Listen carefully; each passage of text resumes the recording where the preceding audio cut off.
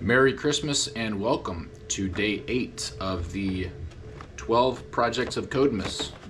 This is the Pihut's Maker Advent Calendar. If you haven't seen the previous ones, go ahead and check those out. Yeah, let's go ahead and get started. All right, let's see what we've got today. Day 8.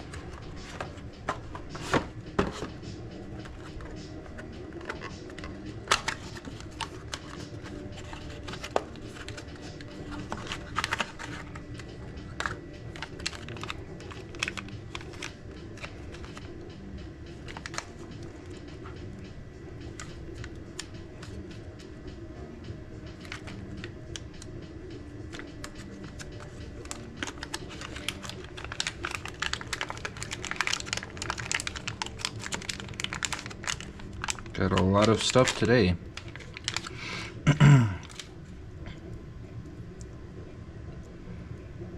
Alright, so looks like we have one custom waterproof temperature sensor with male jumper wires. We have one 4.7K resistor and 3 male-to-male jumper wires. Maker Advent Calendar Day number 8, Tracking Temps. Welcome to Day 8 of your 12 Projects of Codemas Advent Calendar. Today we're going to be sensing the temperature of our local environment and using these temperature readings to make fun projects. Temperature sensors are another component that you'll likely walk past every single day. The thermostat for your home's heating system, whether a traditional version or a modern smart thermostat, will use something similar to what you find in your box today. Ovens, cars, offices, and many other everyday items and locations use temperature sensors. With winter very much here and getting colder every day, it's a great time to learn how to keep an eye on temperature with Code and your Pico. Unless you live in North Carolina and it's like 70 degrees today. Box 8 contents. In this box you will find, as we saw, one custom waterproof temperature sensor with male jumper wires, one 4.7K resistor, and 3 more male-to-male jumper wires.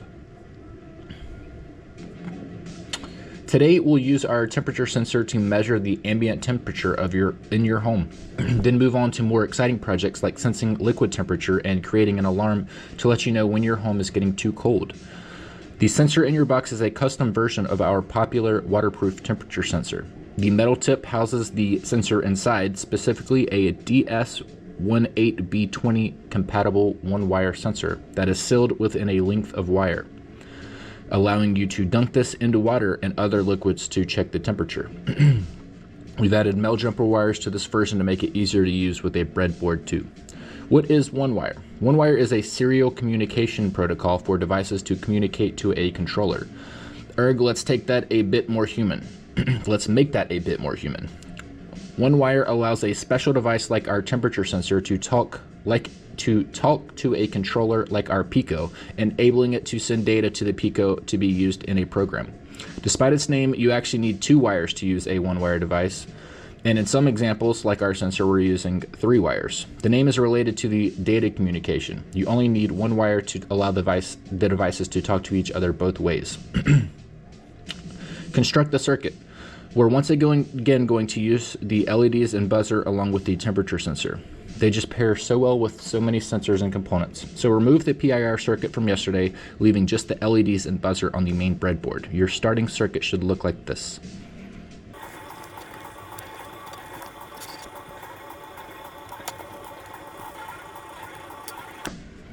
Now to add the temperature sensor to the mini breadboard, your sensor should have 3 wires, red, yellow, and white. The white wire may be black depending on the batch. Place the wires into the top edge of the mini breadboard in the order white, yellow, red, as per the image below.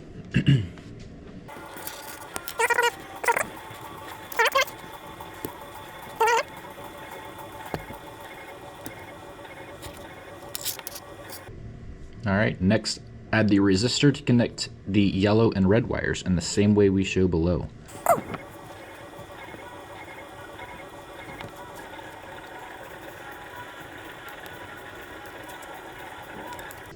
Now we need to add 3 wires to complete the circuit and connect the sensor to our Pico.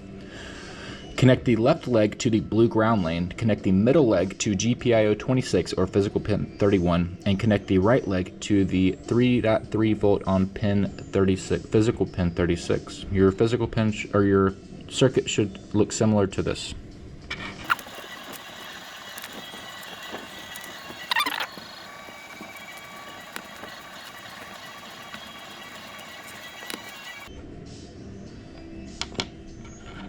Alrighty.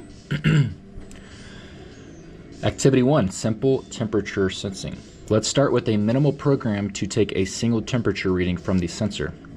Library imports. The sensor relies on some new imports that do a lot of the hard work for us. The one-wire library and DS18x20 library.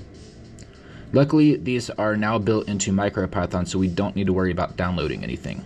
One-wire code.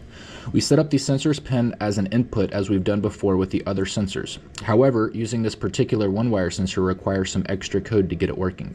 We have to tell MicroPython that we're using a one-wire DS18B20 sensor with the following line in our code below.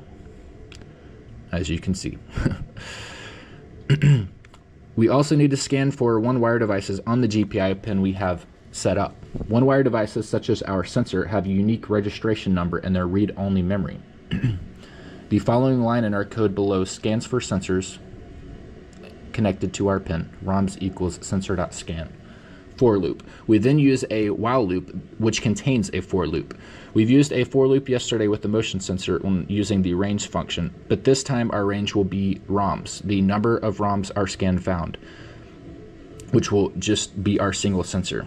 The for loop is saying for every ROM I find, do this. The code then converts the sensor's temperature reading to centigrade, and then prints this while also adding the centigrade symbol to the end of it. The code commentary should make everything clear. Give it a try.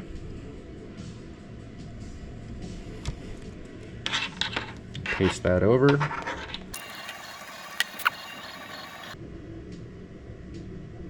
.9375 degrees centigrade. All right, so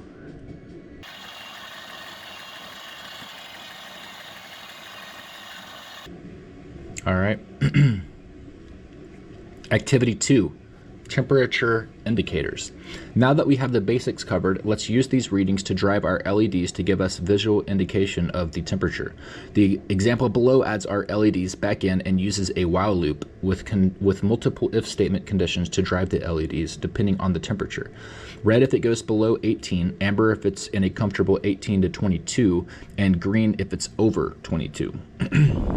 We've covered while loops, if statements, if, elifs, and ranges in the previous boxes, so the code in this example should feel very familiar. Grab a few cups of water at different temperatures, no boiling water, and try dipping the waterproof end of the sensor into each one, watching the readings change and the different LEDs light up. Keep the pico end of the things as far away as possible. Water and electronics aren't the best of friends.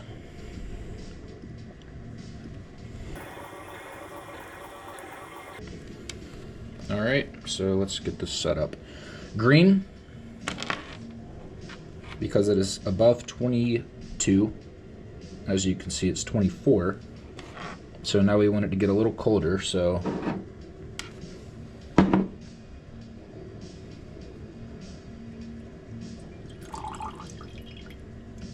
I have a little bit of tea left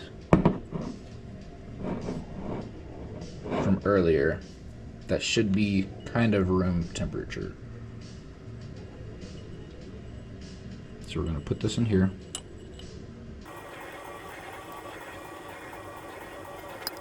Alright, that didn't really change too much, but maybe that's just because it's kind of the same.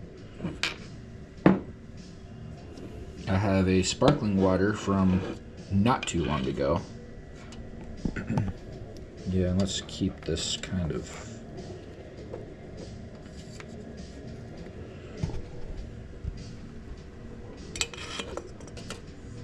Alright, we see it instantly goes amber.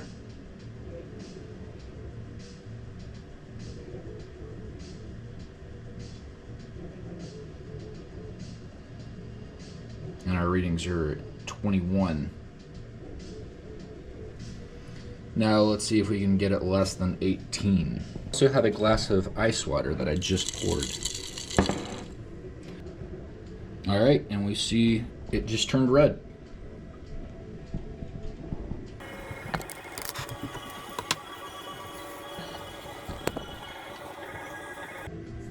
Activity 3, temperature alarm. We can now introduce our buzzer along with an alarm function in our code again to make a fun temperature alarm project. While yesterday's motion sensor alarm project is great for spotting people moving in an area, this alarm can be used to keep an eye on the temperature in a specific room or area. Most of us have thermostats in our homes, but there's great fun to be had creating your own temperature sensing alarm project to monitor for a specific area, be it for your own health or monitoring the environment for plants and pets. The code. The alarm example below is similar to yesterday's motion alarm. Using an alarm function to set the LEDs and sound the buzzer when the temperature goes below 18 degrees Celsius. Change the 18 to whatever is relevant for your project or scenario. All right, so let's copy that over.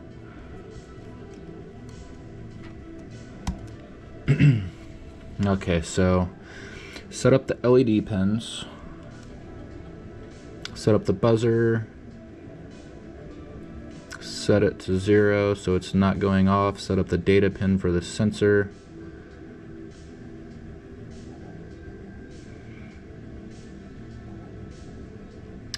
All right, so here we're creating the alarm function, which buzzer duty volume up for IN range 5, run this 5 times, so high pitch with all the lights on, and then go to a low pitch with none of the lights on, I guess. All right, so it's just gonna go on and off 5 times like we saw yesterday, kind of.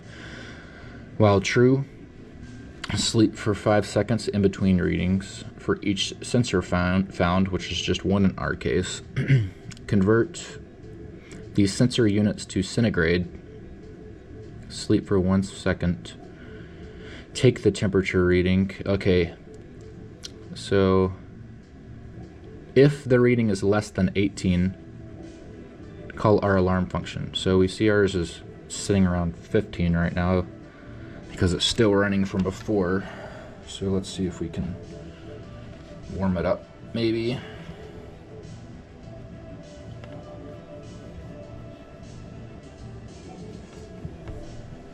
All right, so I'm just holding it in my hand. We see it's okay. It's gone back up to 20s. So I think 18 should be good since we're at 15 before. So go ahead and run this.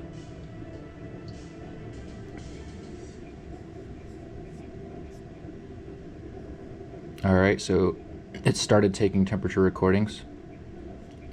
So if the temperature reads less than 18, then it should set off the alarm.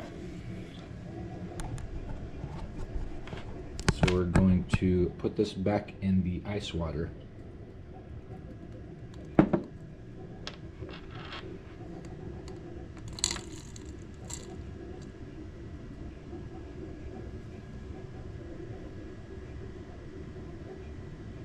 Still above 18. There we go.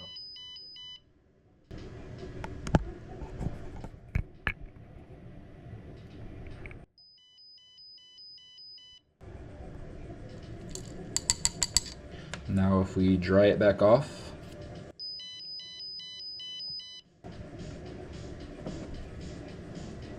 and warm it back up,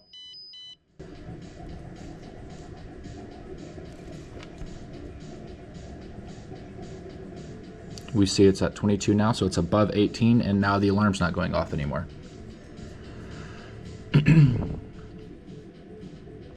Day number 8 complete.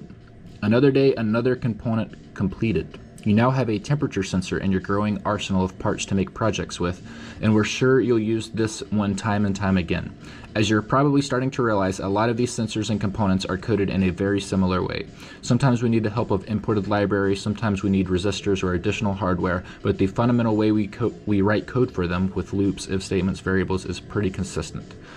So what did we cover on day 8? Today you have built a circuit with a temperature sensor, learned how to use a temperature sensor with MicroPython and the Pico, used your first one-wire component and the one-wire library, created a temperature monitor and temperature alarm system, and we learned more about for loops.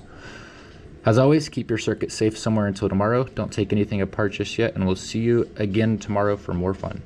As always, thank you for stopping by. Come back tomorrow, and I hope you all have a very Merry Christmas.